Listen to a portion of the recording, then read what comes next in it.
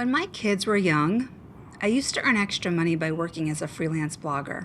I wrote about everything from travel to vitamins to accounting software, home safety, and I loved this job. I loved every part of it, except that inevitable question I would always get when I handed in my blog post: can you write a personal bio? Now, I have to say, I was going through a lot of transitions in my personal life at that time. I was getting a divorce. I felt so deeply uncomfortable writing about myself. So to cover that, I actually tried to use humor, and this did not go well. I can specifically remember one personal bio where I included the sentence, "Adina still doesn't know what she wants to be when she grows up." Now, they say comedy is hard, but I can tell you that using self-deprecating humor on the internet and expecting strangers to get the joke is just impossible. I don't even know what I was trying to say there, but I do know that that one line undermined the expertise that I was trying to present in that blog post. So if you struggle with writing about yourself, I want you to know that you're not alone. This is really hard. It's something you're going to encounter often in your life, whether it's writing an introductory bio about yourself for an article or a piece that you're going to publish, whether it is maybe a dating profile on an app. It could be anywhere. And the fact is that you need to feel comfortable sharing and also keeping your personal life private to whatever extent you feel you need to. Personal bios are not meant to be invasive. They're just meant to allow people to get to know you a little bit. It can be really hard to strike the right balance between vulnerability and professionalism. I mean, you need to share details about yourself so other people can relate to you, but you also want to keep your personal life private. I've also learned the hard way that this is the type of writing that you need to take seriously. And I know for myself, in those moments of discomfort, I just feel this urge to be funny, and I struggle with writing them. But there's a fine line between being authentic and trying too hard.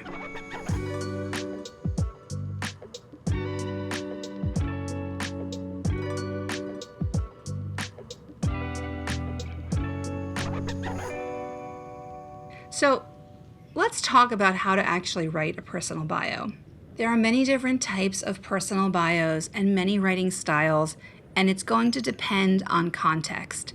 Maybe you're in a certain profession or field. Maybe there's a certain purpose for it. What we're going to discuss today are two types of personal bios that are kind of all-purpose. You can use them anywhere and, take these writing tips and adapt them as needed. The first kind of personal bio we're going to talk about is a written bio. So this is sort of like a short paragraph, maybe at the end of an article or in a newsletter. It's something that is written to introduce you to other people.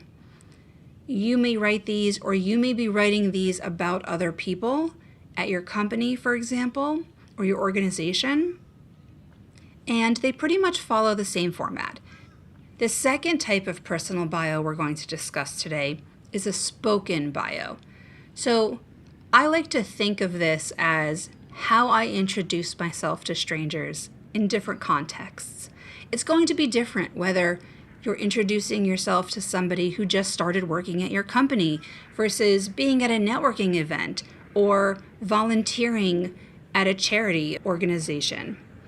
So you're going to introduce yourself in different ways, but you still follow the same formula. And I love writing formulas. They kind of take these abstract big ideas, simplify them, and allow you to almost fill in the blanks. So my formula for a written bio is as follows.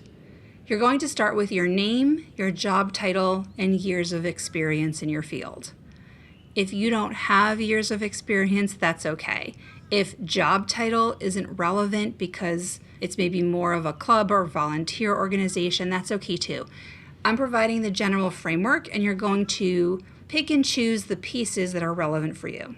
So in general, you're going to start with your name, your job title, maybe the company you work at, and years of experience. Next, you're going to discuss school degrees, but only if they're relevant. You're going to discuss past jobs that you worked at, but only if they're relevant. And you're going to include awards, accomplishments, publications, again, only if they're relevant. Now, I know some people are very accomplished in their field. And if you're writing just a generic short paragraph of a personal bio, that's going to be really hard. You may have a lot of degrees. You may have been published 20, 30, 40 times.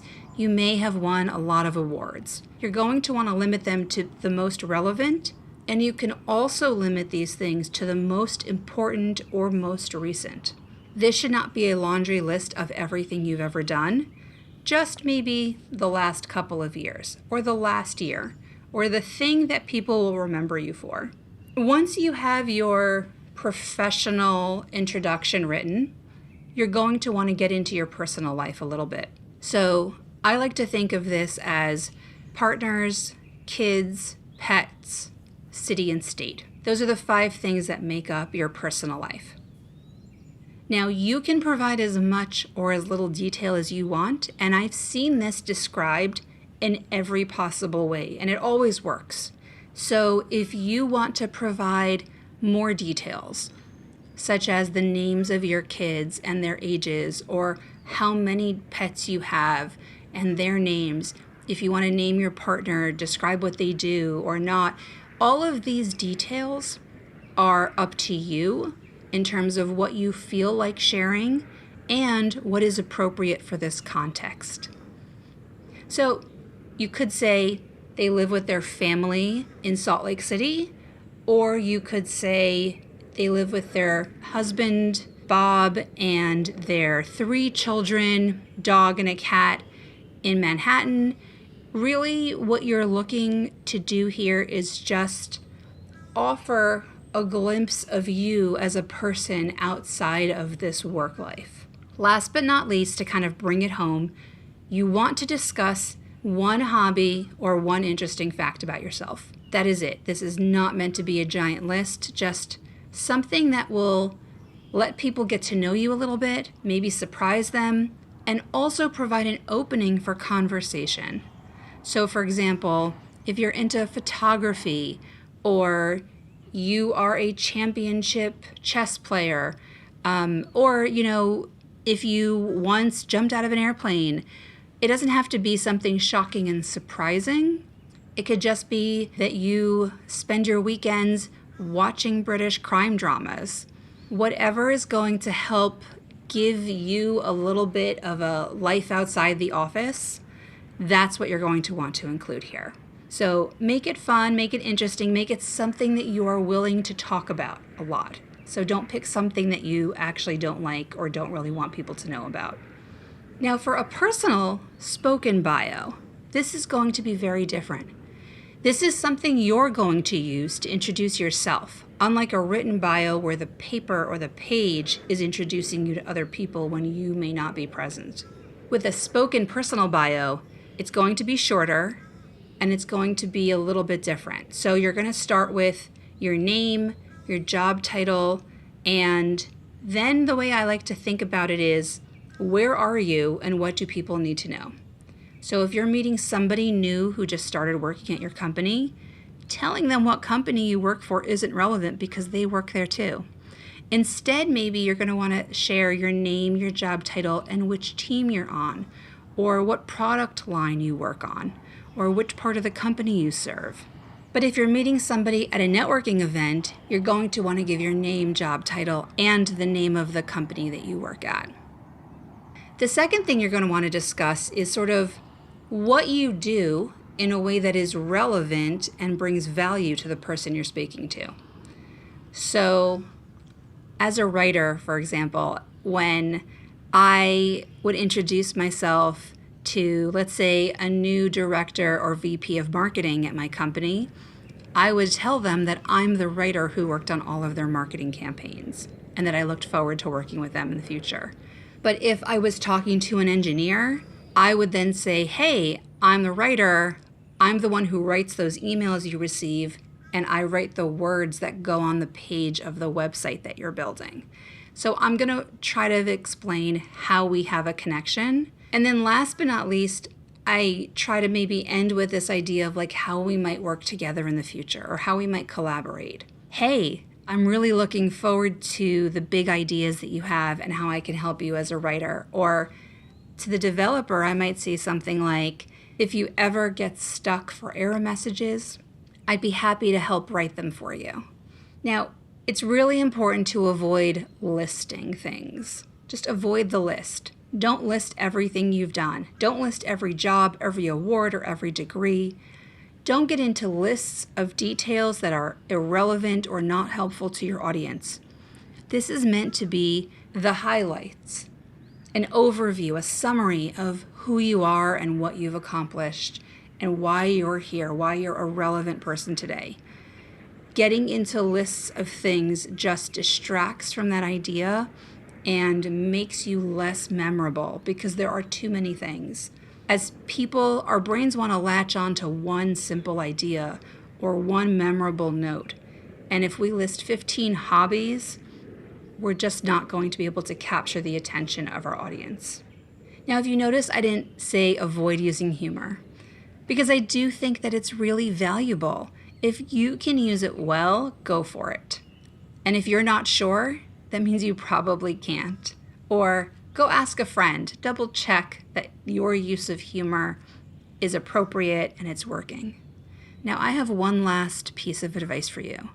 Remember that nobody cares that much. Nobody's going to scrutinize your bio.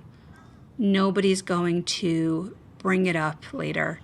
It's really just a little way for people to get to know you.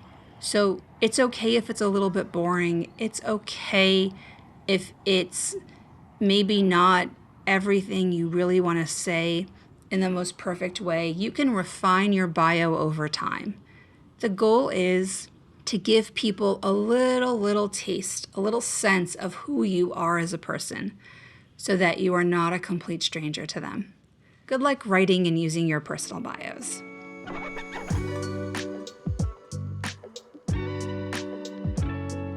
Thanks for listening to the Pro Writing Coach podcast. I hope today's episode helped you learn how to write better. To find more resources and writing tips about this topic, visit prowritingcoach.com, or you can find us on Instagram at prowritingcoach. This episode was written by me and produced by Yair Brzezowski. I'm your host, Adina Rubin.